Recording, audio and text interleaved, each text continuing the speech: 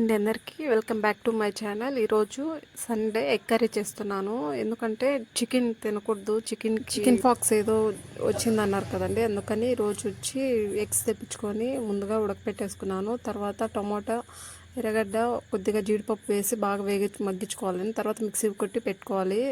గుడ్లు ఉడికిపోయిన తర్వాత కొద్దిగా ఆయిల్ వేసుకొని గుడ్లు వేసుకోవాలి. కొద్దిగా పసుపు, ఉప్పు, కొద్దిగా మిరప్పొడి వేసి ఎగ్స్ కూడా బాగా ఉడకబెట్టుకోవాలండి. తర్వాత తీసేసుకొని మళ్ళీ ఆయిల్ వేసి జీలకర్ర, మసాలా దినుసులు, కొద్దిగా తరిగిన ఉల్లిపాయలు, అల్లం వెల్లుల్లి పేస్టు అన్నీ వేసుకొని బాగా కలుపుకోవాలండి. తర్వాత ఆల్రెడీ మిక్సీ చేసి పెట్టుకున్న కర్రీ కూడా వేసుకోవాలి. తర్వాత అవి కూడా వేగాక కొద్దిగా ఉప్పు, కొద్దిగా మిరప్పొడి, ధనియాల పొడి, గరం మసాలా, జీలకర్ర పొడి వేసుకొని బాగా కలుపుకోవాలండి.